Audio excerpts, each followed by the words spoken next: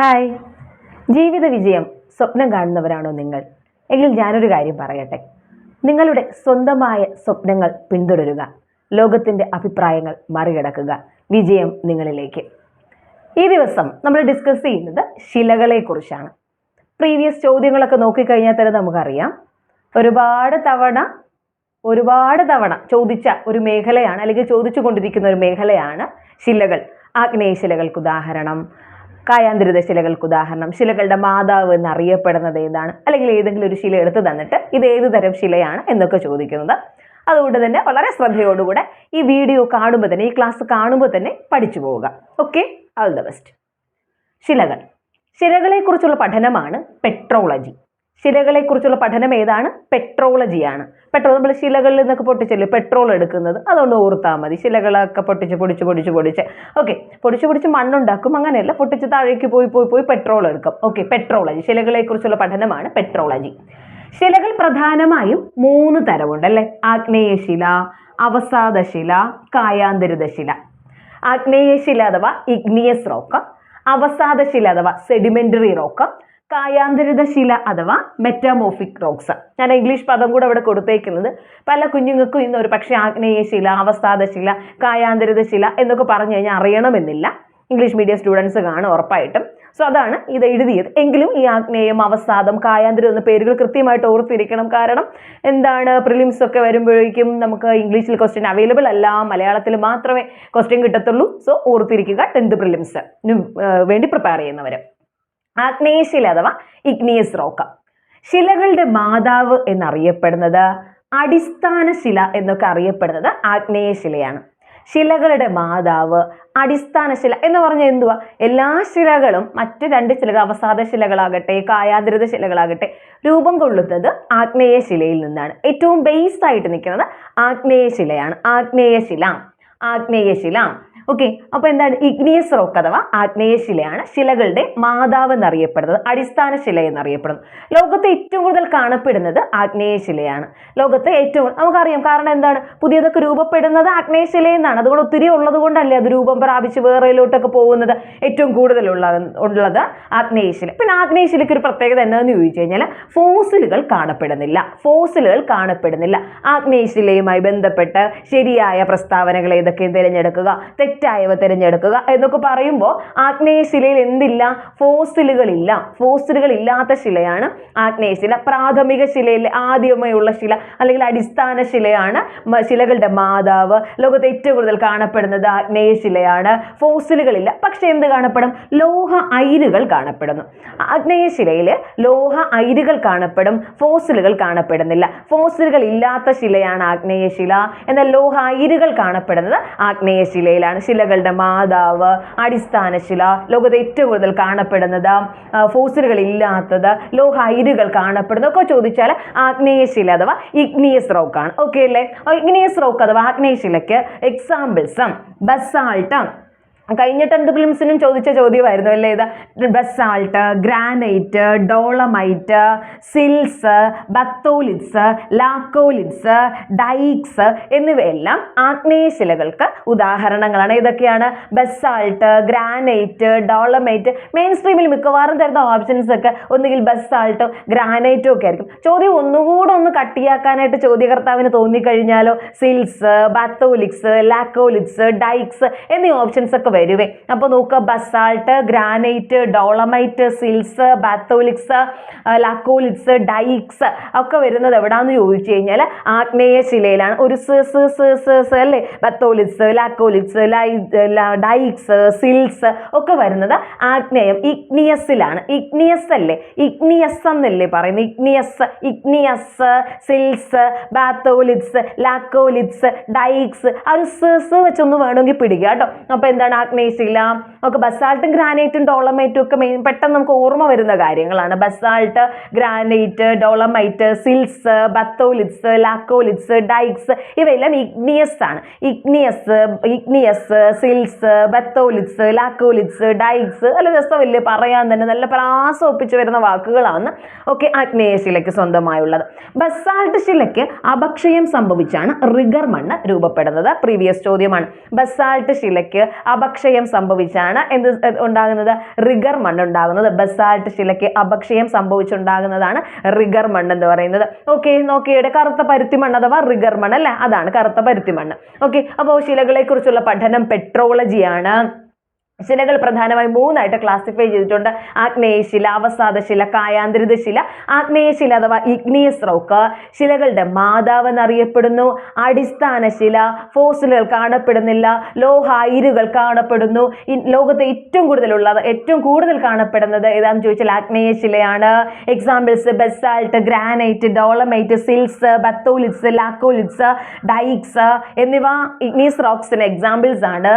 Basalt ശിലയ്ക്ക് അപക്ഷയം സംഭവിച്ചാണ് റിഗർ മണ്ണ് രൂപപ്പെടുന്നത്. സെറ്റാണോടാ? സെറ്റാണോ? നമ്മൾ കൂടെ പിന്നെ ഒന്ന് പഠിക്കാനായിട്ട് നിൽക്കല്ലേ, കൂടെ ഇരുന്ന് അങ്ങ് സെറ്റാക്കി അങ്ങ് പൊക്കോളണേ. Basalt, granite, dolomite, sills, batholiths, laccoliths, dykes. പാട്ട് പോലെ തോന്നില്ലേ? പുതിയ പാട്ടുകളൊക്കെ ഇങ്ങനെയല്ല, നമുക്ക് ലിറിക്സ് ഒന്നും നേരെ മണ്ണ് അറിയാത്ത ഇമാതിരിയുള്ള എന്തൊക്കെ വാക്കുകൾ ചേർത്തല്ലേ പാട്ടുണ്ടാക്കുന്ന. അപ്പൊ ഇഷ്ടമാണെങ്കിൽ ഈ വാക്കുകളൊക്കെ ചേർത്തൊരു പാട്ട് പാടിക്കോ. Okay, basalt, granite, dolomite, sills, batholiths, laccoliths, dykes igneous ആണ് അല്ലെങ്കിൽ ആഗ്നേയശിലയാണ്. രണ്ടാമത്തേലേക്ക് പോകുന്നു. അവസാദശില അഥവാ സെഡിമെന്ററി റോക്സ്. അവസാദശിലകൾ അഥവാ സെഡിമെന്ററി റോക്സ് കാറ്റ്, ഒഴുക്കുവെള്ളം, ഹിമാനികൾ എന്നിവയുടെ പ്രവർത്തന ഫലമായി രൂപപ്പെടുന്ന ശിലകളാണ് അവസാദ ശിലകൾ അഥവാ സെഡിമെന്ററി റോക്സ് എന്ന് പറയുന്നത്. അപ്പോൾ എന്താണ് അവസാദ ശിലകൾ രൂപപ്പെടുന്നതിൽ പങ്കുവഹിക്കുന്ന ഘടകങ്ങളേവ അല്ലെങ്കിൽ ഘടകങ്ങളല്ലാത്തവ ഏവ എന്നൊക്കെ ചോദിക്കാം. കാറ്റ്, ഒഴുക്കുവെള്ളം, ഹിമാനികൾ. കാറ്റ്, ഒഴുക്കുവെള്ളം, ഹിമാനികൾ അഥവാ ഗ്ലേസിയേഴ്സ് അല്ലെ, പാളികളായി കാണപ്പെടുന്നു ശിലകൾ. അവസാദ ശിലകളുടെ പ്രത്യേകതയാണ് പാളികളായി കാണപ്പെടുന്നു. ഫോസിലുകൾ കാണപ്പെടുന്നു. പെട്രോളിയം, കൽക്കരി എന്നിവ കാണപ്പെടുന്നു. ഓക്കെ, പാളികളായി കാണപ്പെടുന്നു, ഫോസിലുകൾ കാണപ്പെടുന്നു, പെട്രോളിയം, കൽക്കരി എന്നിവയൊക്കെ കാണപ്പെടുന്നത് എവിടാന്ന് ചോദിച്ചാൽ അവസാദ ശില അഥവാ സെഡിമെന്ററി റോക്സിലാണ്.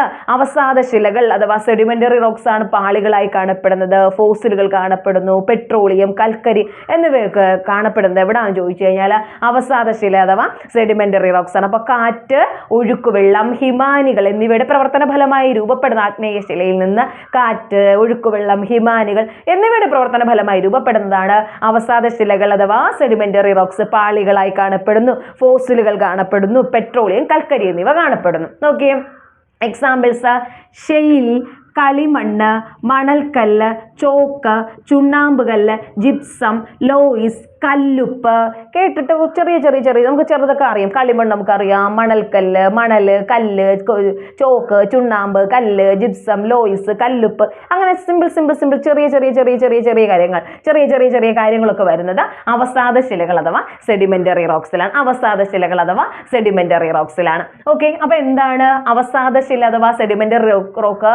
കാറ്റ്, ഒഴുക്കുവെള്ളം, ഹിമാനികൾ എന്നിവയുടെ പ്രയത്നഫലമായി അല്ലെ, കഷ്ടപ്പെട്ട് അധ്വാനിക്കുന്നതുകൊണ്ട് ഒക്കെ രൂപപ്പെടുന്ന ശിലകളാണ് അവസാദ ശിലകൾ. പാളികളായി കാണപ്പെടുന്നു, ഫോസിലുകൾ കാണപ്പെടുന്നു, പെട്രോളിയം, കൽക്കരി എന്നിവയൊക്കെ കാണപ്പെടുന്ന അവസാദ ശിലകൾ. അപ്പൊ ഷെയിൽ, കളിമണ്ണ്, മണൽക്കല്ല്, ചോക്ക്, ചുണ്ണാമ്പുകല്ല്, ജിപ്സം, ലോയിസ്, കല്ലുപ്പ് ഇതെല്ലാം സെഡിമെന്ററി റോക്സ് അഥവാ അവസാദ ശിലകൾക്ക് എക്സാമ്പിൾസ് ആണ്, ഉദാഹരണങ്ങളാണ്. അപ്പൊ രണ്ട് കാര്യം സെറ്റായി.